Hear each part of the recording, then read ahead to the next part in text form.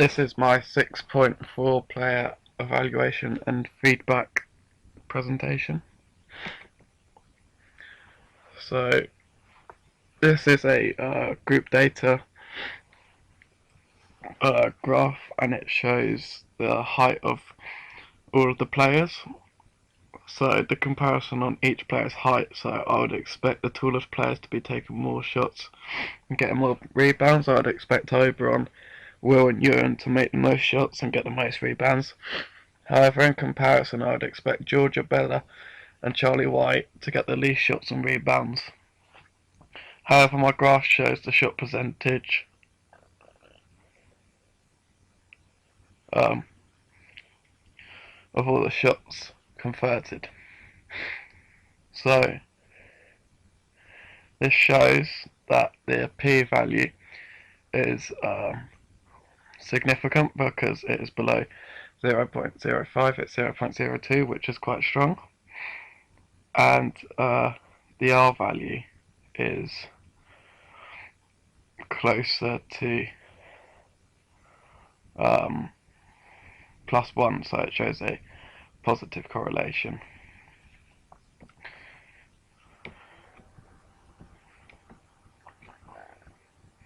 However, if it is above or on 0.05 for the p-value, it is considered as luck and being lucky. However, if it is considerably low, then it is a strong, reliable source to use because it's more valuable. So this graph shows the shots in blue and shots converted in red.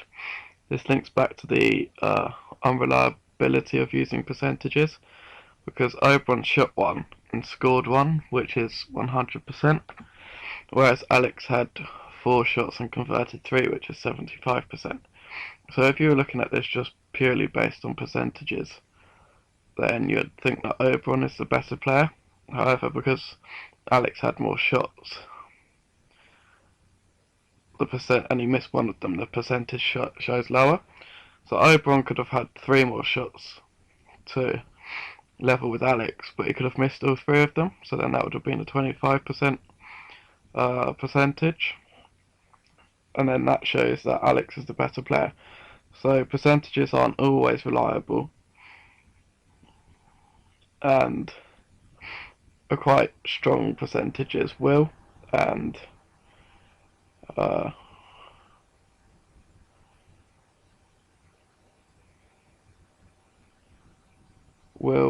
few others, but Will primarily because he's had 8 shots and scored 0, which shows that he could do with some coaching points on his shooting. However, Aaron, who is the player that I will be evaluating throughout this presentation, he shot 5 and scored 2, and the other player I'll be comparing him against is Charlie Inkpen, who shot 2 and scored 2. So even though Aaron's the more experienced player in this result, it shows that Charlie, the inexperienced player, comes out on top because he has 100%, whereas Aaron doesn't. This graph shows the shots converted in percentage. So as you can see, only around 50% of the group managed to score, whether that's being one score or whether it's being 3 or 4. So as a whole, the group would need to focus on their shooting.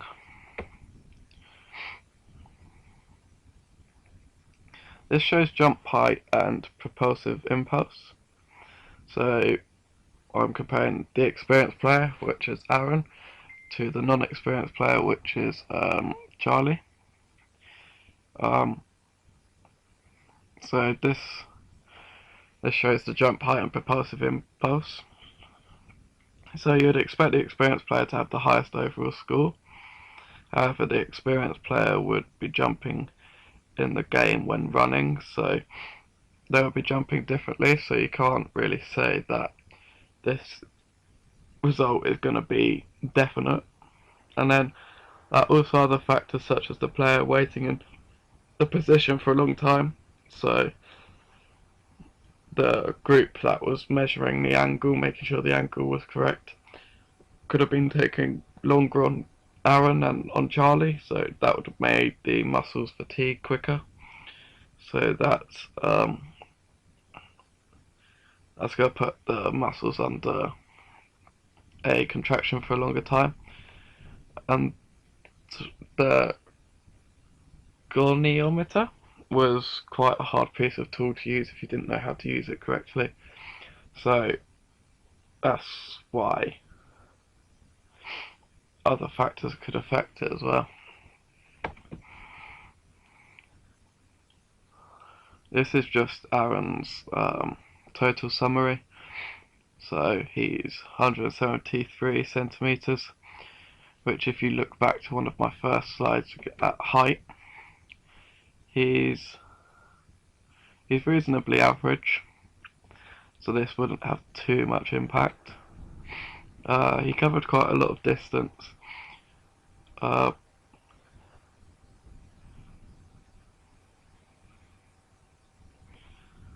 that's just Aaron's overall summary.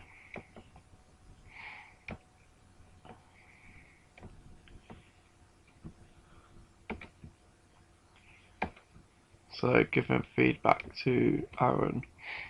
So the technical model. So here we see Aaron and Charlie. For some reason the videos on the computer won't work, so I'll just have to use it through pictures. So here's Aaron. So Aaron made compared to the perfect model. So Aaron makes contact when boxing out to the player. Like for feedback for Aaron, so improvement, he could make more contact when boxing out because he's only got arms, like hand and a bit of his arm touching the player, whereas if he had the whole arm and a bit of the shoulder blocking out the player, then he could be aware of the player more easily.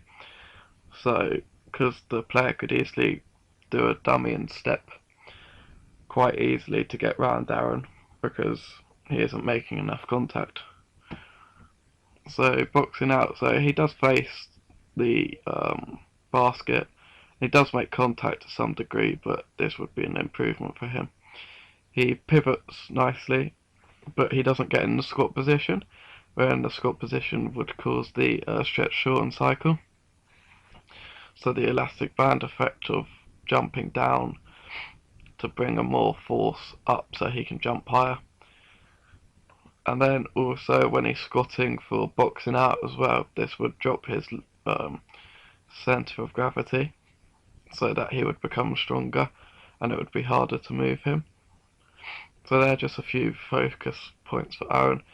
But he boxes the player where he jumps up and reaches the ball really well. As you can see in the middle picture here, he reaches the ball really well, and then straight away he looks for the outlet and begins to attack.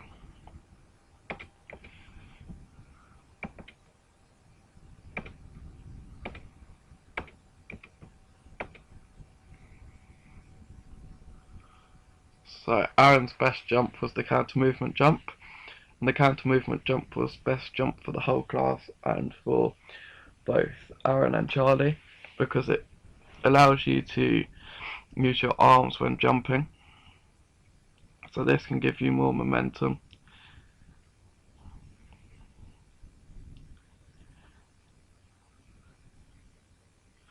And it can make you put more force into the ground, which has the action and reaction, so you can jump higher. It has no restrictions, whereas the 45 and 90 you weren't allowed to move your arms and your legs were in a restricted position. So this means that you can apply more pressure into the ground, making you jump higher. The counter movement of jump has the stretch shorten cycle. So you drop down to come back up, so it has the concentric and eccentric phase. So it's like a stretching an elastic band. If you pull it out and then let go, it will move higher than if you just kind of pull it out a little bit. So if he squats down really low with force and then changes and takes all of those muscle fibers and propels himself back in the air, then he can jump a lot higher. So the perfect model video isn't working, however all the specification is here.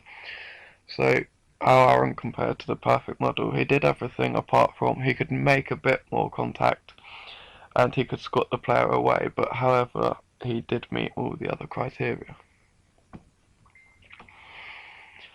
This measures players' height against offensive rebounds, so this is a t-test and correlation. So the R value is the correlation, shows halfway to a plus. This means that the correlation is positive but moderate, so it's not the strongest of positive correlations, it's more of a gradual.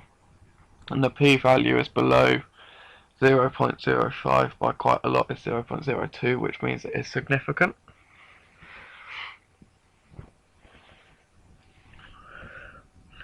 So moving on to the individual comparison.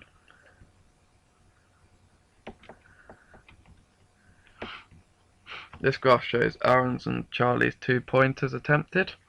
So Aaron has attempted 5 times and Charlie made 2 times. However, Charlie made both of them.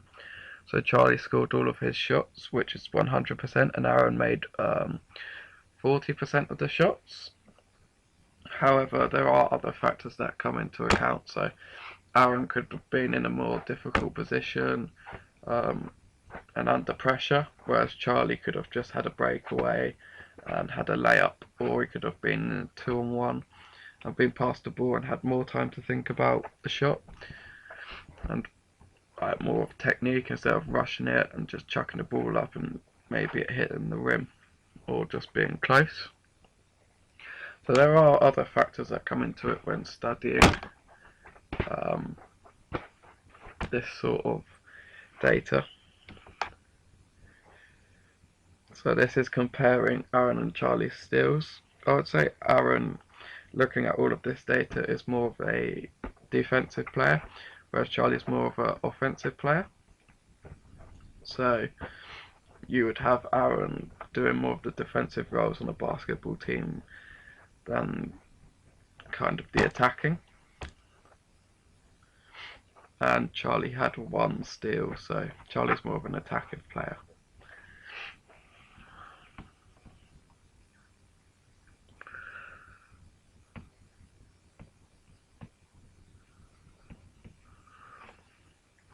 So this shows mean breaking force against jump height. So Aaron had a greater breaking force and didn't jump as high as Charlie, where Charlie had less of a breaking force and jumped higher. So this could be a factor. So this shows that Aaron lost all of his momentum in the breaking phase. Whereas Charlie kind of gradually came to a stop. Well, kind of a stop to recruit the muscle fibers to enable him to jump back up. Aaron lost all of the momentum and couldn't activate as much muscle fibers to push himself back up. However, this data shows a significant correlation, and it's 0.01, which is very strong. And the R value is 0.05, which means it is a negative correlation. So with this, in the game, Aaron is kind of more jumping when he's running at speed, so he won't really be squatting down really low unless he's trying to do a rebound or a box out. So this sort of test could have other factors come into it. So Aaron dropping too low too quickly. Maybe you should come down with a little bit less force. There's just other factors coming into it.